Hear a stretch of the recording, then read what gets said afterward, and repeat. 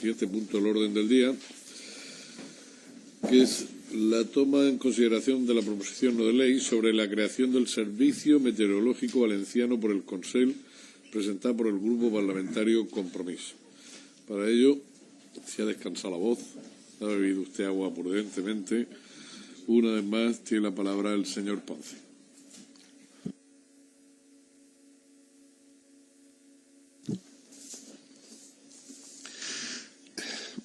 Muchas gracias, señor presidente. Bien, como tienen en la proposición no de ley, se hace referencia a la creación del Servicio Valenciano de Meteorología.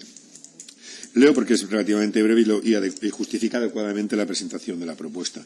La sensibilidad hacia la meteorología en la población valenciana es el fruto de una larga tradición y se va a manifestar por primera vez en el año 1911 con la creación del Servicio Especial Meteorológico de la Federación Agraria de Levante, con la intención de hacer previsiones del tiempo dirigidas a prevenir catástrofes derivadas de la meteorología.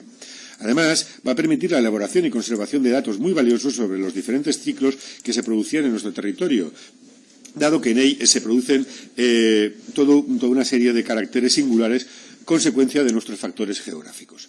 El artículo 49 del Estatuto de Autonomía, en el punto 15, otorga las competencias sobre el Servicio Meteorológico de la Comunidad Valenciana a la Generalitat Valenciana, atribución que ahora mismo todavía no se ha desarrollado y que es de innegable interés público, por lo que hace referencia a actividades productivas como la ganadería, pesca, agricultura, las logísticas como el transporte por tierra, mar o aire, o las que tienen que ver con la protección de la ciudadanía en prevención de los diferentes riesgos que una meteorología adversa puede comportar.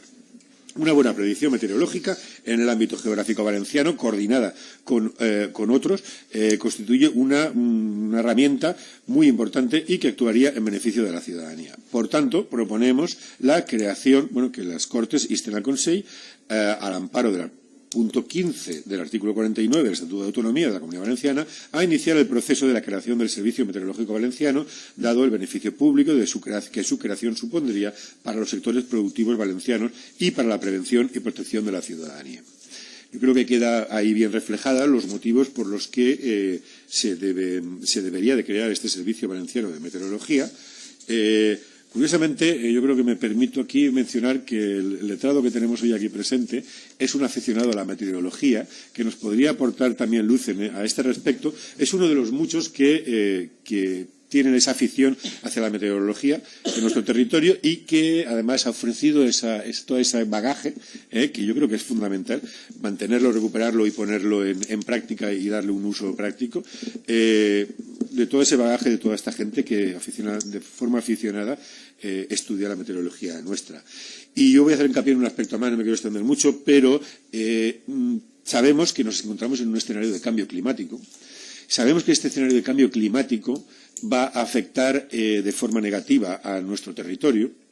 Sabemos que nuestro clima mediterráneo ya de por sí presenta una estación seca en verano, que es prácticamente exclusiva del clima mediterráneo. En los otros climas, cuanto más calor hace, más llueve, porque hay más evaporación y, por tanto, también más precipitación. Aquí las sequías en verano son normales. Hay unas sequías recurrentes durante varios años. Acabamos de pasar la más intensa, por lo menos del año pluviométrico más seco desde que hay registros. Y eso es algo que va a ir a más. Eso unido a que después de la sequía estival vienen normalmente las lluvias torrenciales del otoño, que tanto la sequía estival como las lluvias torrenciales del otoño pueden ser cada vez más intensas y cada vez más destructivas, más negativas para nuestro territorio. Por tanto, si esto es necesario, es conveniente en cualquier escenario, en el escenario que estamos ahora mismo y de cara a los próximos años, y ojalá me equivoque, que no siga habiendo cada vez fenómenos más adversos y más drásticos, pero los estamos viendo, pues ojalá no sea así, va a ser a cada momento más necesario y más conveniente. Y hasta aquí quería ya, nada más. Muchas gracias, señor Ponce. Senyor Torró. Gràcies, senyor president. Bé, nosaltres manifestem el nostre suport a la proposició de llei. Entenem que és un servei d'una utilitat pública difícil d'exagerar. Jo crec que és molt evident la necessitat que es té d'un servei meteorològic que estiga centrat fonamentalment en l'estudi de la meteorologia en el nostre territori i que, a més, sigui capaç de no sols d'estudiar, sinó de més dels serraments necessaris per a poder fer prediccions adequades, ajustades a lo que seria el propi territori valencià. Jo crec que probablement una de les coses que més estem notant a faltar de Canal 9 precisament és la previsió de l'oratge. I això té una explicació molt senzilla. I és perquè quan l'àmbit d'estudi s'eixampla, quan la lent amb la que observem la realitat es fa més gran per a mirar més territori, es perd en precisió en l'anàlisi i, per suposat, també, en aquest cas, en la prognosi, que és el que seria l'element fonamental d'un servei de meteorologia que, a banda d'estudiar la meteorologia històricament i en prospecció a llarg termini, lògicament també ha de fer fonamentalment previsions a curt i mitjà termini per a l'ús racional de qualsevol tipus d'activitat que anem a realitzar en qualsevol pràcticament àmbit de la vida quotidiana. I això és evident, només hi ha que veure, si volen, vostès poden fer la prova, entren en la pàgina web d'AEMET, que és el Servei Meteorològic Estatal, i punxen i miren les previsions del seu poble. I veuran com aquestes previsions són molt inexactes, no tenen un grau de previsió molt elevat, perquè, insistís, el camp de visió no és tan precís com el que seria si, en comptes de tindre un servei meteorològic estatal, que evidentment té que existir, hi hagueren serveis meteorològics territorialitzats. De fet, en la pràctica, lo raonable seria que no existirà el que hi ha ara, que és un servei meteorològic macrocefàlic en Madrid, o dirigit des de Madrid, perquè no estan només en Madrid, que té pràcticament 1.400 treballadors al seu servei, i després petits microserveis territorials que amb moltíssim menys gent ocupada normalment fan un treball que a més sol ser inclús de millor qualitat que el de la pròpia Agència Espanyola de Meteorologia, tenint en compte, i això també s'ha de reconèixer, que el propi servei de l'AEMET ha millorat de forma considerable en el temps. Aquesta millora hi ha que reconèixer-la, però sense anar més lluny, el que pot ser el referent més important, perquè és el primer i el que més, més ha estat pensat i treballat, que és el Servei Meteorològic de Catalunya, no arriba a 70 treballadors, i amb això fan un treball que jo també es convido a que visiten la seva pàgina web i veuran la diferència tan gran que hi ha entre un servei i l'altre, la capacitat que té el Servei Meteorològic de Catalunya per encertar les seves previsions amb mitjans que tampoc són excessivament complexos, perquè a banda de l'accés que tenen a les grans fonts d'observació generals és bàsicament una xarxa d'estacions meteorològiques i després uns quants mitjans tècnics com radars i altres, que amb aquests mitjans i amb un personal molt ben format fan un treball molt important d'estudi sobre la climatologia, d'estudi sobre les perspectives a mitjà i llarg termini d'aquesta climatologia, de prognosi, és a dir, de previsions a curt i mitjà termini, i a més fan un treball molt important d'anàlisi científica i de divulgació, que és quasi tan important com la resta d'aspectes que té el propi servei meteorològic. Per tant, no és un servei car per als beneficis que aporta. Per tant, jo entenc que seria molt raonable que si donarem compliment, millor dit, a un manament de l'Estatut d'Autonomia, i és que es desenvolupa un que està previst en aquest propi estatut i que no està allà perquè sí, sinó perquè s'entén que quan els legisladors van aprovar això i van decidir que era necessari aquest servei. Jo crec que l'Estatut d'Autonomia du molts anys aprovat i, per tant, aquest servei, l'estrany és que no estigui en marxa. Entenc que el raonable seria que es votara ni tan sols que vostès per una vegada s'oblidaren de les consignes que es dicten des de dalt i fer un exercici de responsabilitat individual davant dels ciutadans que els han que s'han elegit i pensen que aquesta proposta, que no fa ningú mal, no alça ni pols ni remolia, i que ni tan sols obliga al Consell realment a complir-la, perquè els acords que prenem així sempre són orientatius, no estaria mal que li digueren al Consell penseu que això està així. No sé, inclús potser electoralment estàs beneficiada. Muchas gracias, señor Torró. Señor Sinés, su turno. Gràcies, president. Jo anunciar que anem a votar, evidentment, a favor. Compartir les argumentacions que s'han donat pels dos companys de Compromís i d'Esquerra Unida i, evidentment, expressar que estem a favor del compliment de l'article 49.15 de l'Estatut d'Autonomia. Moltes vegades, quan en televisió emet fa algun tipus de previsió meteorològica, acaba no complint-se per al litoral mediterrani espanyol. En situacions de temporals de llevant o el que incorrectament se diu gota freda, sempre o no estan previstes i sempre hi ha una discrepància entre EMET i el que el CEAM pronostica. Solen haver ahí unes discrepàncies, no?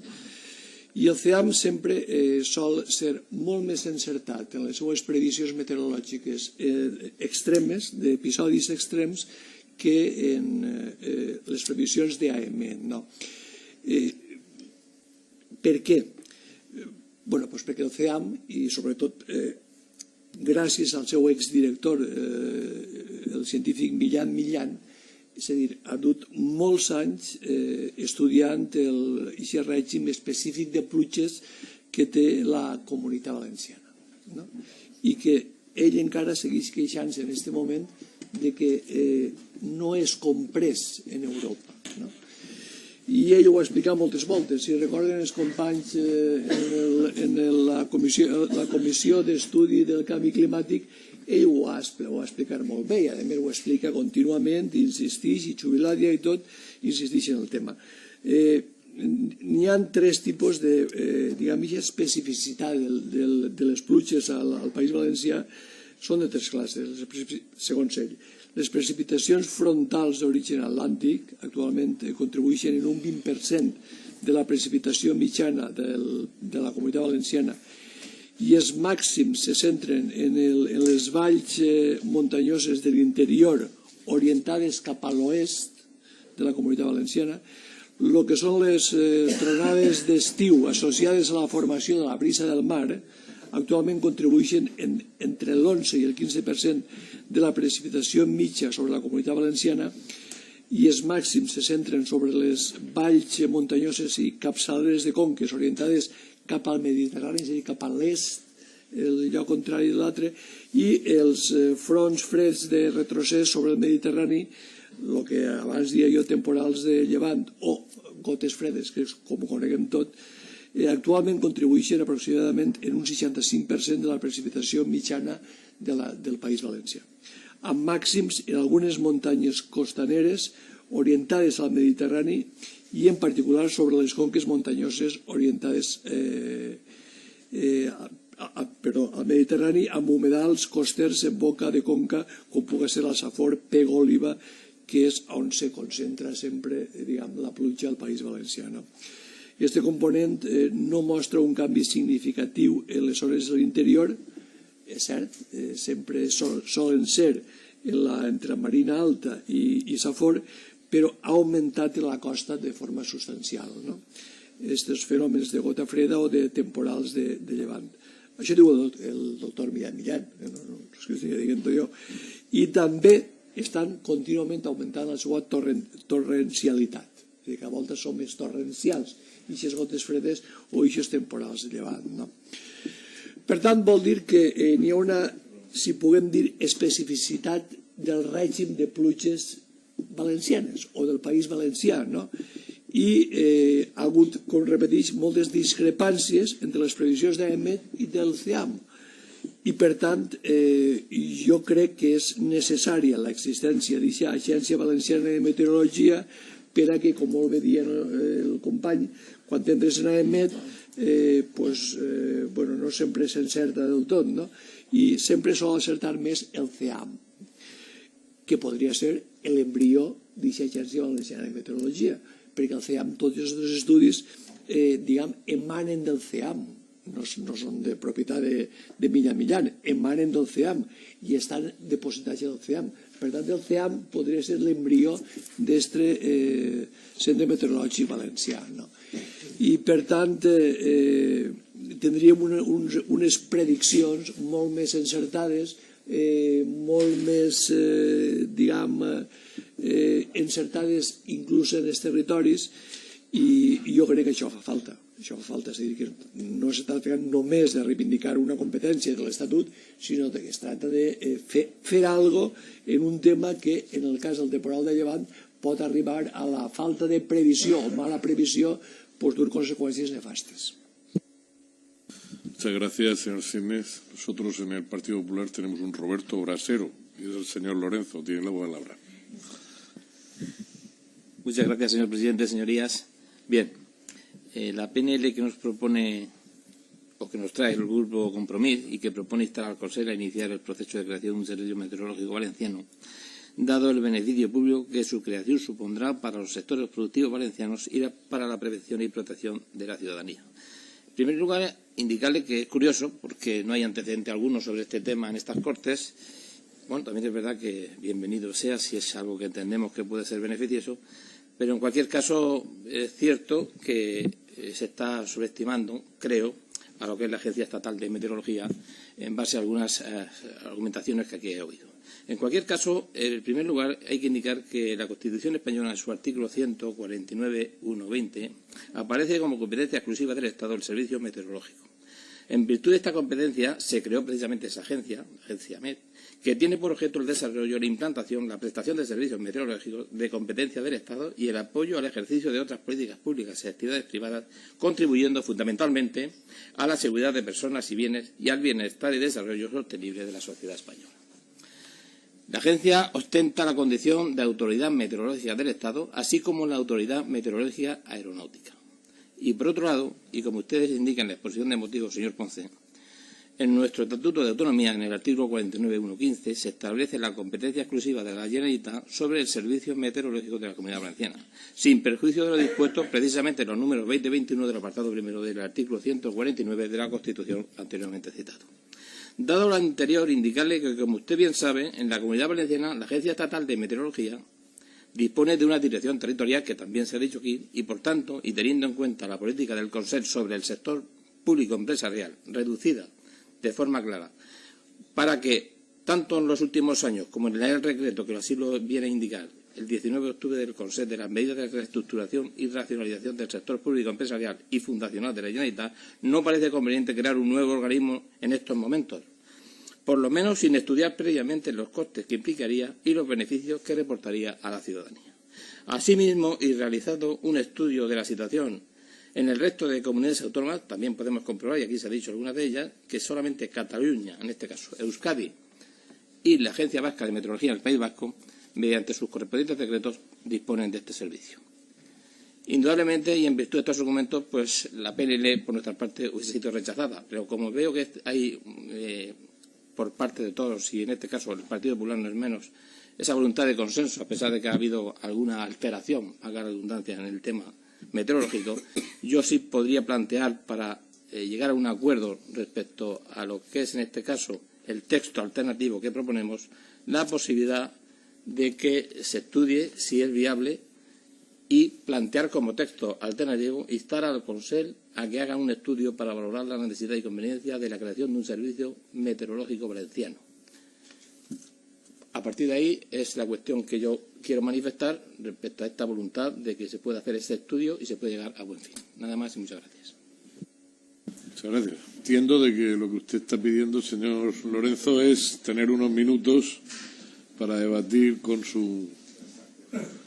el autor de la... Pues adelante.